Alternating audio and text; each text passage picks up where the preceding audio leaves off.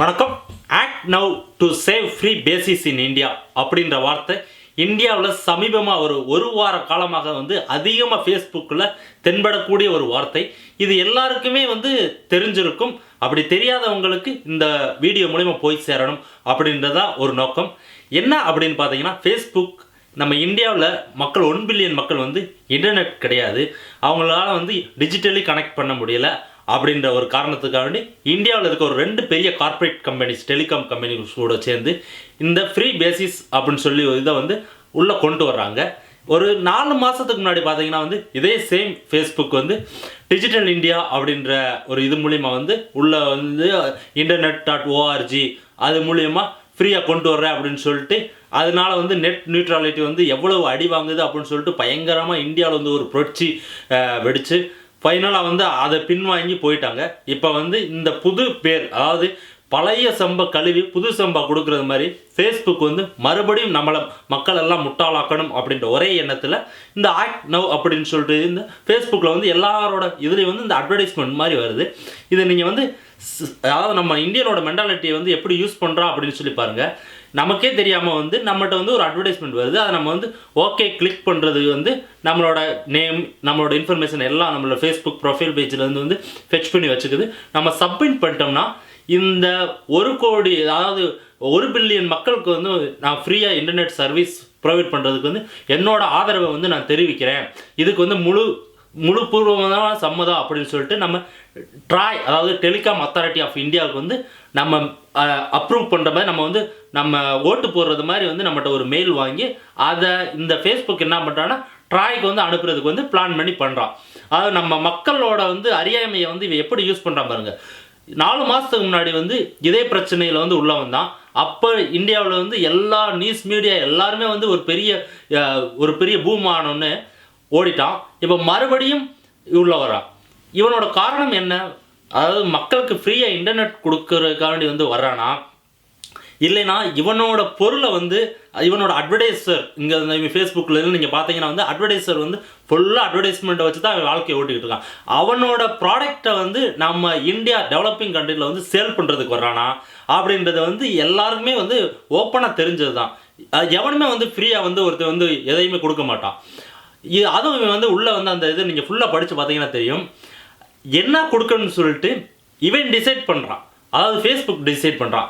அந்த ஃபேஸ்புக் நம்ம அந்த 2 டெலிகாம் கம்பெனிஸ், பெரிய அதாவது கார்ப்பரேட் கம்பெனிஸ், இவன் தான் கவர்மெண்ட், நம்ம கவர்மெண்ட்டுக்கு காசு சப்ளை பண்ணுறவனுங்க, ஓட்டு வாங்குறதுக்கு இந்த எலெக்ஷனுக்குலாம் காசு கொடுக்குறவங்க, இவங்க 2 பேரும் சேர்ந்துக்கிட்டு மக்களுக்கு அதாவது எண்ட் யூசருக்கு என்ன காமிக்கணும் அப்படின்னு சொல்லிட்டு இந்த 2 பேரும் சேர்ந்து டிசைட் பண்ணி அவனுக்கு இந்த எஜுகேஷன் சம்மந்தப்பட்டதுன்னா என்ன எஜுகேஷன் சம்மந்தப்பட்டது எண்ட் டு எண்ட் எஜுகேஷன் சொல்லி கொடுப்பானா ஃப்ரீயாக, அதுவும் கொடுக்குறது கிடையாது. எல்லாத்துலேயுமே அவன் கம்யூனிகேஷன் சொல்கிறான், எஜுகேஷன், ஃபார்மிங் எல்லாமே நான் முக்கியமானதை மட்டும் ஃப்ரீயாக அந்த 1 பில்லியன் பீப்புள்ஸ்க்கு கொடுக்குறேன் அப்படின்றான்.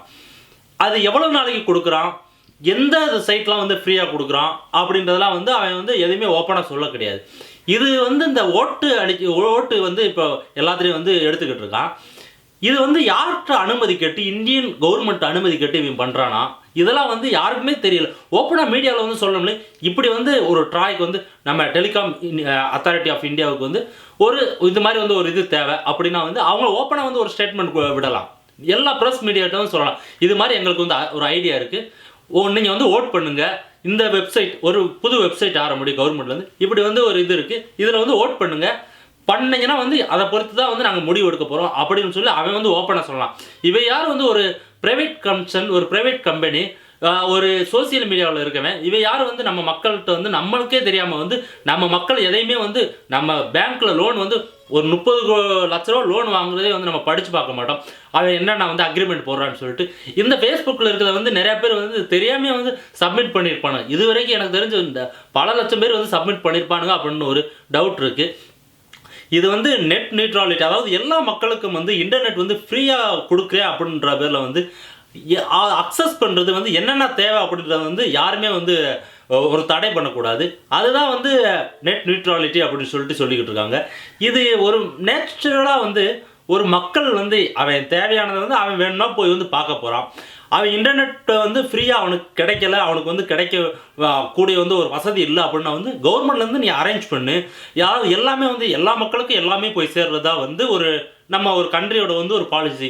அதை எப்படி வந்து குறிப்பிட்ட ஒரு ஒரு சம்மந்தப்பட்ட ஒரு வெப்சைட்ஸ் ஒரு இதை மட்டும் போய் அவன் அக்சஸ் பண்ண முடியும்.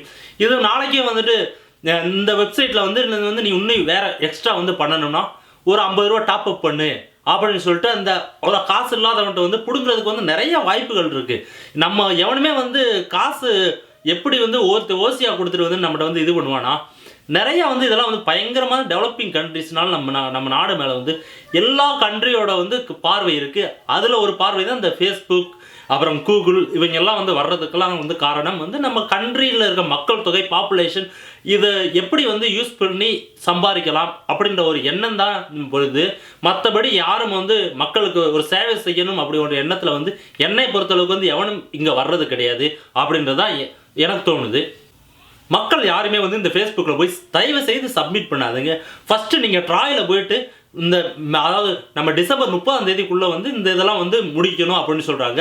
அதுக்கப்புறம் வந்து ஆப்போசிட் பெட்டிஷன் வந்து சப்மிட் பண்ணுறது வந்து ஜான் 7th பண்ணணுன்றாங்க. அதனால் நீங்கள் ட்ராயில் போயிட்டு அங்கே ஒரு பிடிஎஃப் இருக்குது, அவங்களோட டாக்குமெண்ட்ஸை ஃபுல்லாக படிங்க. ஏன் வந்து இந்த மாதிரி வந்து பயங்கர கன்ஃபியூஷனாக வந்து இது மாதிரி வந்து ஃபேஸ்புக் மூலியமாக வந்து ஓட்டிங் பண்ணுறது, அவங்க மெயிலை வாங்கி எதுக்கு வந்து ட்ராய்ட்டு குடிக்கணும், ப்ரைவேட் கம்பெனிக்கும் இங்கே கவர்மெண்ட் கம்பெனிக்கும் என்ன ஒரு லிங்க் இருக்குது, என்னன்னே ஒன்றும் புரிய மாட்டேங்குது. மக்கள் எல்லாருமே தயவுசெய்து இந்த ஓட்டை போடாமல் போய் நல்லா படித்து பார்த்துட்டு நீங்களாம் டிசைட் பண்ணுங்கள். இதுதான் இந்த வீடியோவோட நோக்கம். எல்லாருக்குமே இந்த வீடியோ வந்து ஷேர் பண்ணுங்கள். உங்களை இன்னொரு விமர்சனத்தில் வந்து சந்திக்கிறேன். நன்றி, வணக்கம்.